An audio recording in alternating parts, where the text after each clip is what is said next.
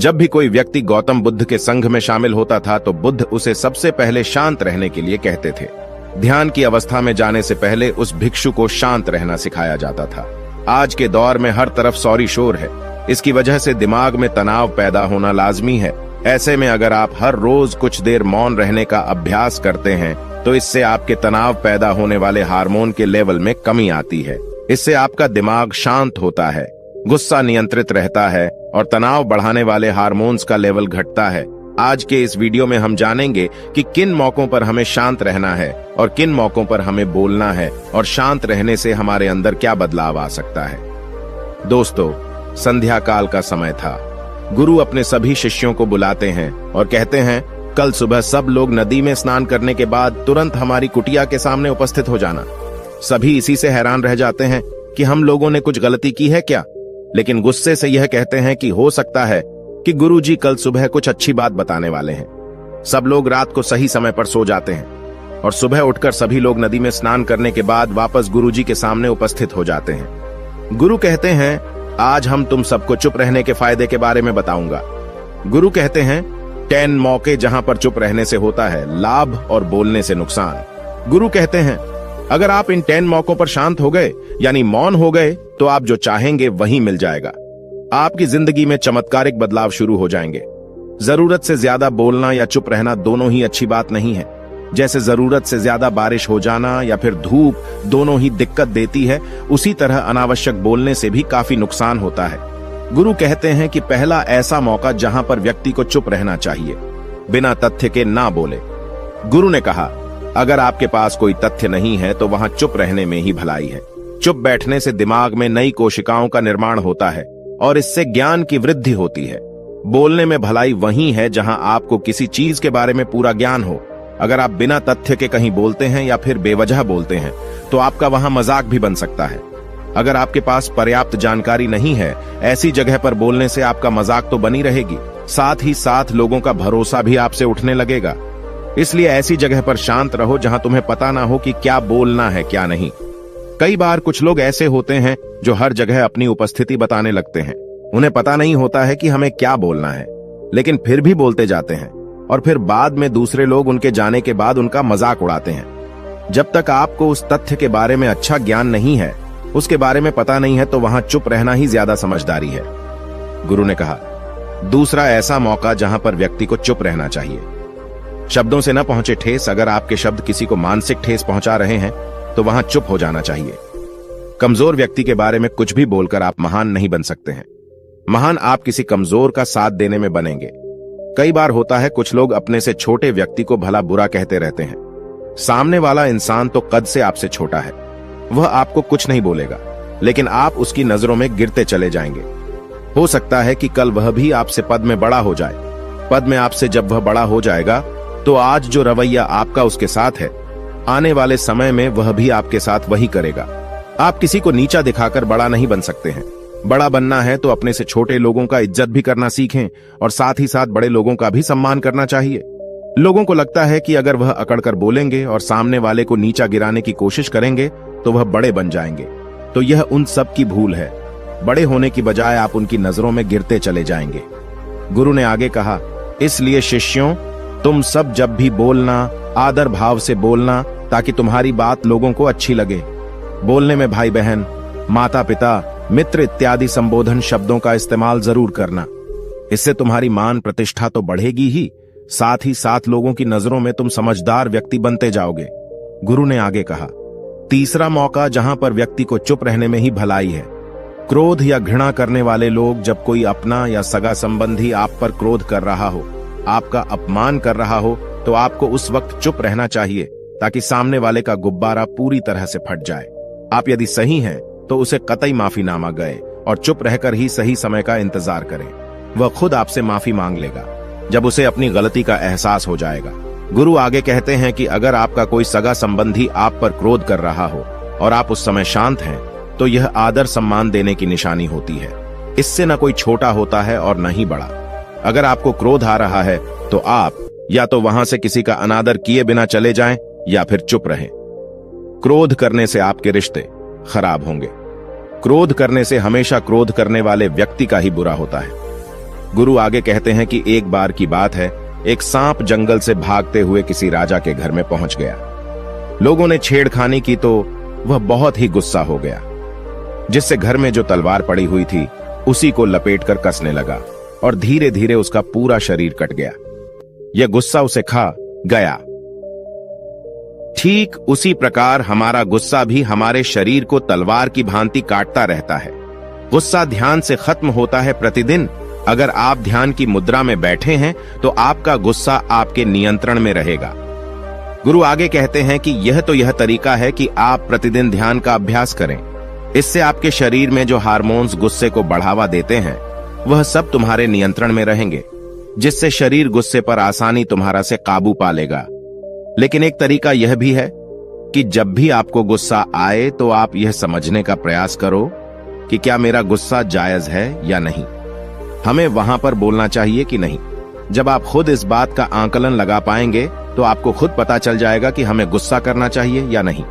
फिर भी आपको गुस्सा आ रहा है तो आप वहां से हटने का प्रयास करें, वहां से दूर चले जाएं। धीरे धीरे समय के साथ आपका दिमाग शांत हो जाएगा। गुरु ने कहा, चौथा ऐसा मौका जहां पर इंसान को बहुत ही समझदारी के साथ काम लेना चाहिए, वहां पर आपको चुप रहना ही चाहिए, जहां पर उस मुद्दे से आपका कोई संबंध ना हो। अगर आपका किसी मुद्दे से कोई संबंध ना हो तो वहां आपका चुप रहना बनता है। बिना किसी वजह अगर आप दूसरे के मुद्दे पर बोलेंगे तो यह आपके लिए अनिष्टकारी होगा।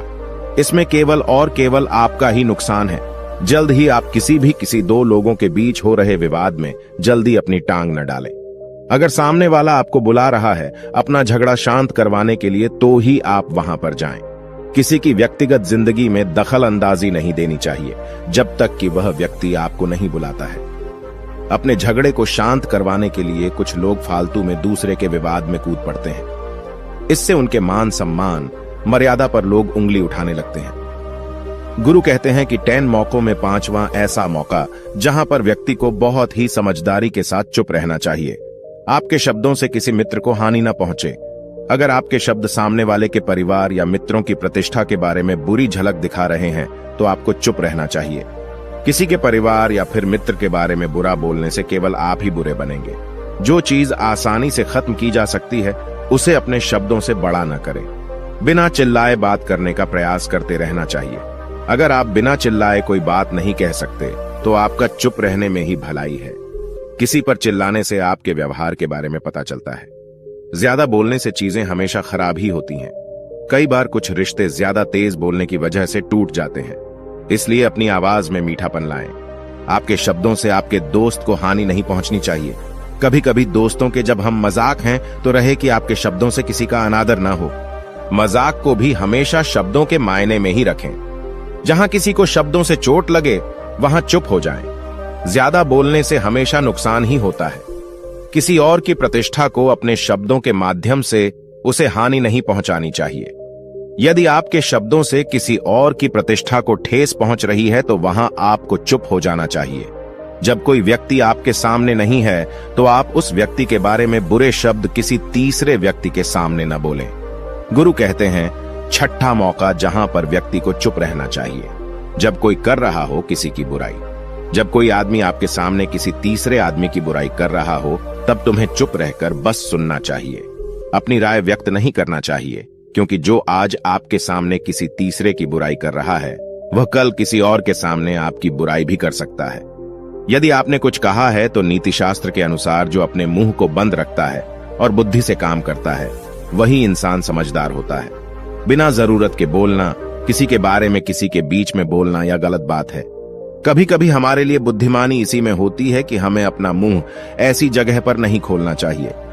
गुरु आगे कहते हैं कि 10 मौकों में 7वां ऐसा मौका जहां पर व्यक्ति को चुप रहना चाहिए, जब कोई नहीं समझे आपकी भावना। यदि आपको लग रहा है कि कोई व्यक्ति आपकी भावना, दुख या परेशानी को शब्दों में नहीं समझ रहा है, यदि आपको लग रहा है कि सामने वाला व्यक्ति आपकी भावना या दुख को या आपकी जो परेशानी है उसको वह समझ नहीं पा रहा है या समझने का प्रयास ही नहीं कर रहा है या वह आपको ध्यान से सुन ही नहीं पा रहा है, तो ऐसे व्यक्ति के सामने आप चुप ही रहें, क्योंकि ऐसे लोगों को आपकी भावना या दुख से कोई मतलब नहीं होता है। ऐसे लोगों को अपना राज बताकर आप पछताएंगे ही बाद में। इसलिए हर किसी को अपने मन की बात नहीं बतानी चाहिए। अगर आपको लग रहा है कि सामने वाला आपकी बात को नहीं समझ पा रहा है, आपकी भावनाओं को नहीं समझ पा रहा है, तो वहां पर आपको नहीं बोलना चाहिए, क्योंकि आज में आपका मजाक ही बन जाएगा जब आपको लगने लगे कि सामने वाला आपकी भावनाओं को ठीक तरीके से समझ रहा है, आप जो कह रहे हैं वह ठीक से सुन रहा है, तभी आप उसे अपनी बात कहें। गुरु कहते हैं कि 8वां मौका जहां पर आपको चुप रहना चाहिए, जब कोई इंसान अपना दुख व्यक्त करे। यदि कोई इंसान अपने दुख या परेशानी को आपको बता रहा है, तो इसका मतलब यह है कि वह आपको अपना समझ रहा है। ऐसे में तुरंत ही उसे समाधान बताने के बजाय चुप रहकर उसके दुख या समस्या को सुने। उसके दुख या समस्या को किसी और को न बताएं। वह इसलिए नहीं बता रहा है कि उसकी समस्याओं का समाधान कर देंगे, बल्कि वह इसलिए भी बता रहा है कि सामने वाला उसकी बात को समझ रहा है। कई बार बताने से दुख कम हो जाते हैं। आपको अपना दुख इसलिए बता रहा होगा कि उसे लग रहा है कि आप उसकी बात को समझ रहे हैं। दुख बांटने से कम हो जाता है। इसलिए जब कोई व्यक्ति अपना दुख आपसे व्यक्त करे, तो आप चुप मारकर उसकी बात को बहुत ही ध्यान से सुनें, ताकि उसके दुख कम हो जाएं। उसके मन का बोझ हल्का हो जाए, क्योंकि उसके मन में जो भी बातें थीं वह आपको सब बता दिया। गुरु आगे कहते हैं कि 10 जगहों में 9 ही ऐसी जगह जहां पर आपको चुप रहना चाहिए। जहां पर दुष्ट प्रकृति के लोग रह रहे हों और गाली गलौज कर रहे हों, तो आप वहां पर मत जाइए। ऐसी जगहों से आप चुपचाप निकल जाएं, अर्थात अपनी प्रतिक्रिया दिए बिना आप वहां से चले जाएं, क्योंकि जिसकी जुबान खराब होती है, जो दुष्ट प्रकृति के लोग होते हैं, उनको आप ऐसे समय में नहीं समझा सकते हैं। जब उनका दिमाग पूरी तरह से शांत हो जाए, तभी वह आपकी बात सुनेंगे। इसलिए जहां पर दुष्ट प्रकृति के लोगों आपकी बात को न मानते हों और न ही सुनते हों, तो आपको वहां पर नहीं बोलना चाहिए। गुरु कहते हैं कि 10 माह ऐसा मौका जहां पर आपको शांत हो जाना चाहिए। अपनी सफलता का राज हर किसी को न बताएं। कई बार होता है कि कुछ लोग जो सफलता को बहुत ही जल्दी अर्जित कर लेते हैं, वे हर जगह अपनी सफलता का ढिंढोरा पीटने लगते हैं। ऐसे में क्या होता है कि कई लोग आपकी सफलता से खुश नहीं होते हैं। अगर आप अपनी सफलता का जबरदस्ती लोगों में ढिंढोरा पिटवा रहे हैं, तो लोगों की नकारात्मक ऊर्जा आपको प्रभावित कर सकती है। जब आप सफल होंगे तो सबको पता चल जाएगा कि आप सफल हो गए हैं। ढिंढोरा पीटने से नुकसान आपका ही होगा। इतना कहकर गुरु ने कहा, शिष्यों, आज के लिए बस इतना ही। अगर तुम सब मेरी इन 10 बातों को अपने जीवन में अपना लेते हो, तो तुम सब काफी हद तक परेशानियों से बचे रहोगे। यहाँ से जाने के बाद मेरी यह बातें आपके जीवन किसी वरदान से कम साबित नहीं होंगी। दोस्तों, मुझे उम्मीद है इस वीडियो से आपको बहुत कुछ सीखने को मिला होगा। अगर आप नए हो तो हमसे जुड़ने के लिए इस चैनल को सब्सक्राइब करना मत भूलिएगा।